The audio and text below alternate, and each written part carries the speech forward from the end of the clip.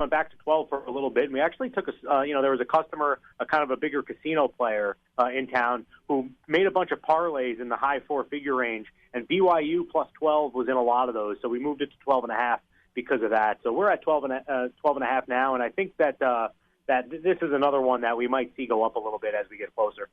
Wake Forest and Memphis, how's the action going in this one?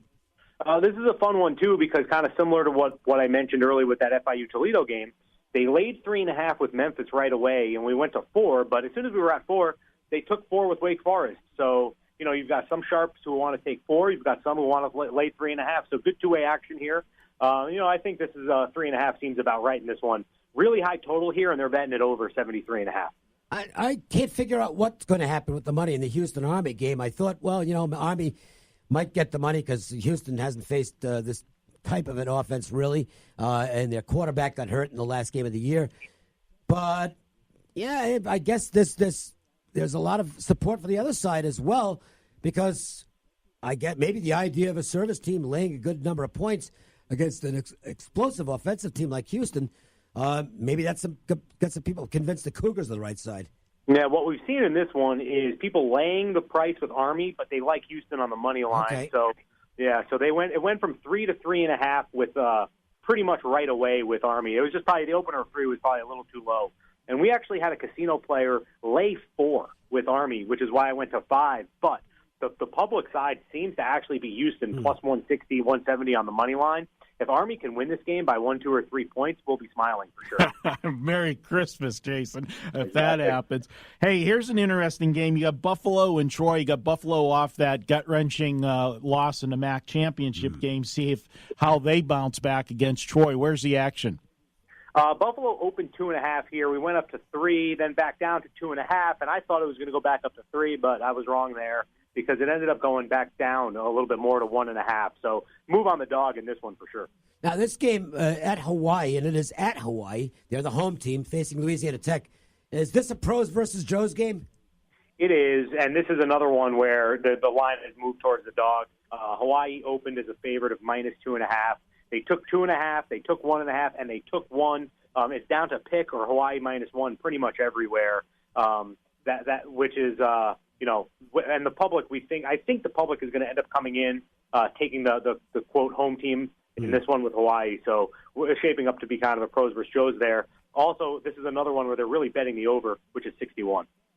We're getting closer to the playoff championship games, Jason. Is the action started to pick up on these two games? It has, and we're starting to see kind of the Super Bowl effect, if you will, where they're taking the dogs on the money line, and then those money line prices are coming down quite a bit. I mean, we were at 12.5 with Clemson, and the money line was plus 370. And what's been cool about this game, is kind of what we touched on in the pros versus Joes scenario. We took a pretty sharp bet, laying 12.5 with Clemson, which is why we went to 13 there. But the public is all over Notre Dame money line to the point where we had to come off the 370, even though we moved the line the other direction on the spread. So we moved it down to like plus 350, plus 340. So, it's really shaping up that way in the Clemson Notre Dame game for sure. What about the Oklahoma Alabama game? And that one, it's kind of the same effect, but just not as drastically. They're betting Bama minus 14, but they're taking Oklahoma money line, but not nearly in the amount that they're taking Clemson. Yeah, I can believe that. Yeah, we actually already took a couple sharp bets laying the good price with Bama money line, but interestingly enough, they did not bet Clemson money line. All right, let's head to the NFL. In the Redskins-Titans, we'll look at that one. Tennessee off a solid win last weekend. They remain in the hunt for the playoffs. I guess the Redskins do as well, but only from a technical standpoint, I guess you could say, with Washington. You getting any support for the Redskins here, or is it all Titans? Very little. I think that this number, which is 10 now, I don't know if that's going to last much longer, just because nobody wants to take plus 10 at all. Public is only going to bet one side here, and that's with the Titans, especially since they've looked so good the last few weeks, kind of unleashing Derrick Henry. So I expect this line to creep up a little bit. We're certainly going to be rooting for the Redskins here. I can't see a scenario where we're not. Jason, one of the most interesting games, I think, on the card this weekend, you've got the Ravens at the L.A. Chargers. This is a game I think that the numbers guys are going to like the dog with that defense but you've got the Chargers that you go back to last year, 20-6 straight up going back to last year. Where is the money, and is this a Joe versus pros, or what is it?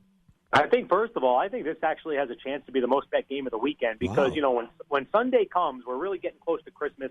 Typically the Sunday before Christmas, it's not very busy, and things kind of quiet down. So I think this Saturday night game, that's a good matchup between two good teams, kind of in a standalone spot on Saturday night, really has a chance to do good business for us. And what they're betting so far is that, they laid Chargers minus 4.5 early on, but since then, we've actually taken mostly Ravens action from some of the smart folks, plus 4.5, and a little bit on the money line at 2-1 as well. On Sunday, Falcons and Panthers, we'll talk about this even though it's kind of a meaningless game. Was there some sharp money on Atlanta early in anticipation of what turned out to be an eventuality? Cam Newton is not going to play. He's done for the season. And now the Falcons are the road favorite. But did you get some action early in anticipation of that? Yeah, indeed we did, and we also did on the Packers game, which we'll talk about in a minute. But they did. They started betting it. So Carolina opened minus 2.5, and we took a couple early bets on the Falcons, prior to any Newton news. We didn't move the number because we didn't, it wasn't really enough to warrant moving it off, because obviously 2.5 is a pretty good number. You're not going to move to 3, and right. You moved to 2 pretty quick, and we were considering moving it to 2, but we didn't. We should have. But the Falcons ended up becoming a 3-point favorite after the announcement that Cam Newton wasn't going to play. So you've got a 5.5-point move there. But it ended up going further towards the Falcons. They laid 3 up to 3.5. So ended up being a 6-point move with Newton's absence. Where's it going to finish? I think 4. I think around 4 makes the most sense. Falcons minus 4. Looking at a game on Sunday, now the Eagles after their win on Saturday. Everybody's jumping back on the bandwagon for the Eagles. I'm not buying it. Be honest, I think the wrong team's favorite. What's the sharps and squares doing here? Yeah, well, this one actually, the favorite flipped here. So Houston opened minus 1, and now it's Philly minus 2. And I think really that's just, we did take a sharp bet to pick, which is when they took one with the Eagles, moved it to pick. But since we were at pick, it's just been fans betting the Eagles, and they're just basically, what have I seen lately? Philly looked really, really good against the Rams in the primetime game. Texans, although they won against the Jets, weren't ultra impressive. Also in a nationally televised game, so people are thinking about that, and they're betting the Eagles, which is I think why this one moved. What's interesting is that we talked about maybe some speculative bets, I should say. Speculative bets on the Falcons against the Panthers, anticipating what they thought might happen with Newton. The bettors made no doubt about it. They bet the Packers-Jets game like Rodgers wasn't going to play. He says he is going to play, so what's that doing to the number now? Well, this is a weird one because Green Bay opened 2.5. So think about this. Green Bay opened 2.5, and right now they're 3. But there's quite a story between that half point because after Rodgers was kind of on the fence whether he was going to play or not, the Jets went to 2-point favorite in this game. Then after they said Rodgers is probably going to play, but we're not totally sure, it went to pick, and now it's back up to Packers minus 3. So you don't want this game to end 1? No, ideally this game, we need a blowout here either way. I wouldn't be surprised if he plays half the game and then they sit him out. I don't know what's going to happen there. Jumping to the Steelers and Saints. Oh, wait a minute. Ravens and Chargers. We did it already. Oh, no, yeah, right. Steelers and Saints. Steelers and Saints.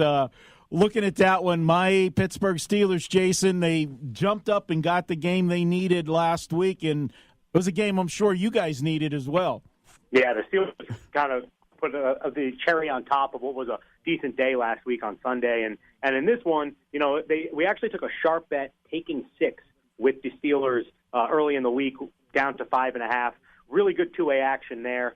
Fans on both sides of this game. I don't actually see this game being that big of a decision just because I think the two-way action is going to be so good. And Sunday night, Chiefs-Seahawks. I'll take this one as the high-volume game of the week, even though it's Sunday night on Christmas weekend, if you will. I think there's going to be a big audience for this one and a lot of betting. Yeah, I think so. This is going to be a fun one for sure. Chiefs are 2.5-point favorite right now, and we've been at that number the whole time. This is kind of similar to the Steelers-Saints game. People are really kind of a little hesitant to lay with the Chiefs based on what they've seen the last few weeks, but that nobody really is going to love betting against them either. So we've seen good two-way action in this one. The total here is 54, despite the fact that the Chiefs have been, a little bit held back offensively since the Kareem Hunt situation. I expect them to bet over quite big here.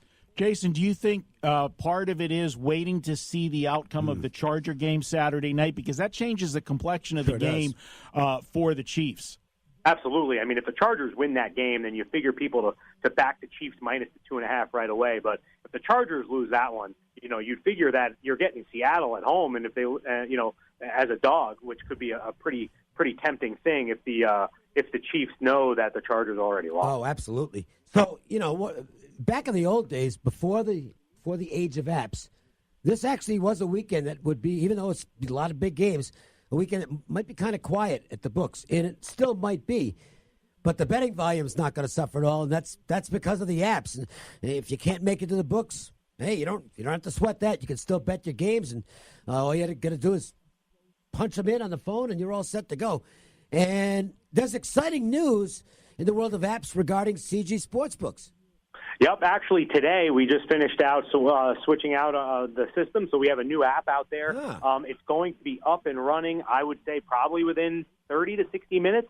Don't quote me on that. I mean, you could probably take the over, but in any case, it'll be out there today. It's called CG Sportsbook. It'll be on. You can go to our website and see the link. On the app. It's going to be in the App Store as well. So that'll be fun. So if you already have an account, that will work. All your info will be in there. And if you didn't have an account, you can come down and sign up for the new app. Anything that we should know that's new and exciting about the new app? Yeah, we're gonna have a way bigger, new and improved in-game betting menu. That's actually not launching until Saturday, the 29th, for the playoff game. So you can come out and sign up for the app before that. That's kind of the biggest thing. But just kind of user interface improvements and kind of some fun techie stuff that I couldn't pretend to talk about. All right. So I assume that if people follow at CG Sportsbooks on Twitter, or you at Simbal, once it's official and once it's available, you'll tweet that out? Absolutely. Yep, absolutely will, and it'll be sometime today. Beautiful. Good stuff, Jason. Hey, Merry Christmas, man. Thanks, guys. Merry Christmas.